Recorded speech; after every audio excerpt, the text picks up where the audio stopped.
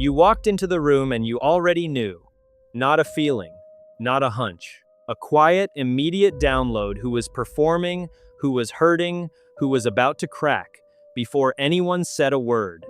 Most people call that a gift. They're wrong. And by the end of this video, you'll understand exactly why and what it's slowly doing to you. Here's what's actually happening inside the brain of a highly perceptive person, and why it never turns off.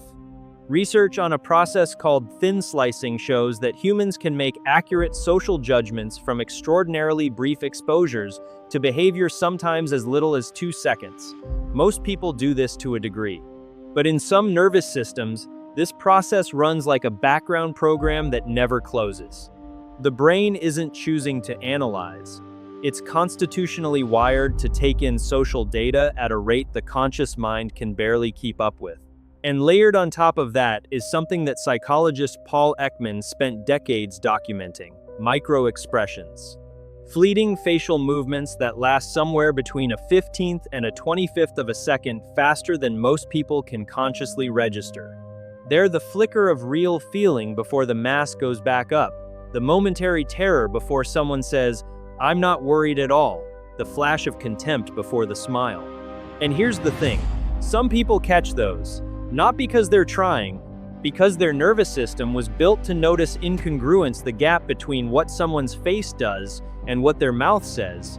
Add to that a highly developed theory of mind, the ability to see underneath behavior to the fear, the wound, the need that's driving it, and what you get is a person who is not reading the performance. They're watching the backstage while everyone else watches the show. They know things they were never told. They feel truths no one admitted. Now, that's where the gifts end and the stages begin. 3 of them. And if you recognize yourself in the first one, stay with me because the third is the one nobody names. Stage 1. The Cassandra collapse. Have you ever seen something clearly that no one else in the room could see and made the mistake of saying so? Cassandra was the woman cursed by Apollo to see the future and never be believed. She told Troy the horse was a trick. She was ignored. She was called hysterical. She watched everything she predicted come true. This stage isn't about being right. It's about what happens to you when being right costs you the room. Highly perceptive people move through this stage constantly, not because they want to be provocative, but because what they see is often what no one wants to see. They notice the lie, they name the dynamic, they gently point out what's underneath the surface of a conversation. And instead of gratitude, they get friction. Because when you accidentally expose someone's mask, even with the best intentions, that person doesn't thank you. They feel seen in the worst way. And projection kicks in. Suddenly you're the one with the problem. You're paranoid. You're too intense. You're always reading into things. And over time, the perceptive person learns something devastating. Silence is safer. So they stop saying what they see. And they carry it anyway because the perception doesn't stop just because they stopped speaking. That's what I call perception debt. Every truth you saw and couldn't say. Every dynamic you read and had to file away. Every moment you knew what was really happening and smiled and nodded anyway. That debt accumulates. It doesn't evaporate. And the weight of it is something most people in this situation have never had a name for until now. Stage 2. The lock loop.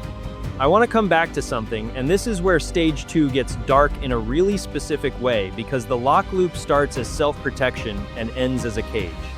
When you've been burned enough times for seeing things others denied, something shifts in how you process relationships. You stop taking things at face value, not as a choice, but as a survival reflex. And the brain, being what it is, starts organizing incoming information around confirmation. Every ambiguous glance becomes data. A slightly clipped tone in a text message becomes evidence. The gift that arrived late becomes a sentence to be analyzed. Confirmation bias is powerful in any mind, but in a perceptive one, it's explosive because you actually are picking up real signals, which means you can't easily dismiss your own instincts, even when they've circled into something untrue. This is the loss that the lock loop creates that people almost never talk about. The inability to receive. A compliment lands and the first question is what they want. Kindness arrives and you're already looking for the angle. A partner reaches out, and somewhere underneath your response is a quiet, tireless investigator asking why now. What does this mean? The armor works. It absolutely keeps you from being caught off guard. And it also keeps you from being touched. Real emotional contact requires a level of openness that the loop forecloses. And what gets lost isn't just intimacy, it's the experience of being in a relationship rather than conducting one. Stage 3. The glass wall. Stick with me here, because this next part is the one most people have never heard named. Imagine a hospital ward, not the emergency room somewhere slower, a long-term unit. You're visiting a friend, and while you're there, you see things the other visitors don't.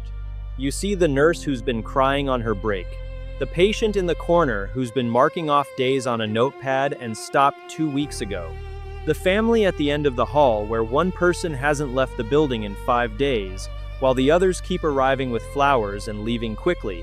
You see the entire architecture of what's actually happening in that place, the fear, the denial, the quiet resignation, while everyone around you sees a corridor and some rooms, and you carry all of it out with you when you leave. That's what it's like to be in a room as a highly perceptive person. You absorb what no one asked you to absorb. You hold what no one knows they revealed. This is what I call the glass wall dynamic. The perceptive person becomes the person everyone leans on because they always understand, because they always see what's really going on, because they make the person across from them feel genuinely known. And in that, they absorb. They hold other people's pain, other people's confusion, other people's truths. And it feeds directly into that perception debt we talked about earlier because none of this gets processed out loud. It just accumulates, silently, indefinitely. And almost no one holds theirs back. Because here's the quiet cruelty of it. They see through everyone. But when someone looks back at them, they only see their own reflection. Have you ever been in a situation where you were the person everyone came to, but nobody ever came for you? I'd genuinely love to hear that in the comments. Because the number of people who've lived that and thought they were just built differently is staggering. So, here's the question the 3 stages eventually force. Is this who I am? Or is this a system running without a framework? Because here's what the neuroscience tells us. The experience of hyperperception is not a character flaw. It is a finely tuned system operating in an environment that never gave it operating instructions. And the reason it becomes a burden, the reason it pulls people into Cassandra collapses and lock loops and glass wall isolation, is not because perception is the problem. It's because perception, without wisdom about when to use it, when to set it down, and how to tolerate the weight of what it picks up, that's where it breaks people. Here are the 3 principles the research and clinical practice actually supports. The first is strategic ignorance. Not denial, not repression, but the deliberate, conscious choice not to follow every thread your perception picks up. Your brain finds a signal, and instead of tugging the thread, you practice noticing that you noticed, and then choosing whether it's yours to hold.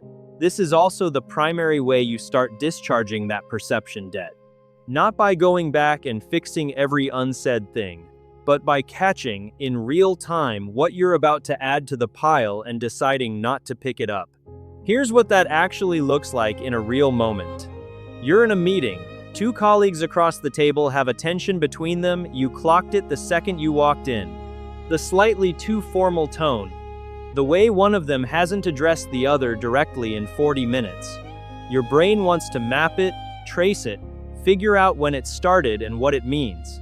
Strategic ignorance is the moment you notice the pull and don't follow it.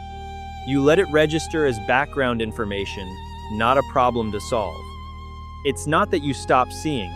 You stop treating everything you see as your responsibility to carry. The second principle is radical acceptance of masks. Every person you meet who is performing steadiness, or confidence, or indifference, is doing so because underneath that is something real and fragile that they haven't been able to show yet. When you accept the mask, not as a lie, but as a language, you stop experiencing other people as suspects. You start experiencing them as people doing the best they can with the exposure they can tolerate. That shift doesn't make you less perceptive, it makes you more compassionate, and it makes relationships survivable. The third principle is forgiving the present moment. The lock loop is, at its core, a time travel problem. You're using present signals to solve past wounds and predict future betrayals. And the only exit from that loop is the repeated practice of returning to what is actually true right now, in this conversation with this person in this moment, not what the pattern suggests, not what history predicts. What is actually here? If the glass wall hit something real for you, if you recognized yourself somewhere in those 3 stages, or if the idea of perception debt named something you've been carrying without a word for it, let me know in the comments. You do not need to be fixed. You were never broken. You were running a system with no instruction manual and wondering why it exhausted you. The 3 stages just gave you a map of where the system goes wrong. And the 3 principles are not tasks on a list, they are doors. You don't walk through all of them at once. You just have to know they exist. The clearest eyes in the room, the loneliest person at the table. That doesn't have to be the end of the sentence. If this found something real in you, subscribe. The next video goes deeper into why hyperperceptive people specifically struggle in close relationships and what actually helps.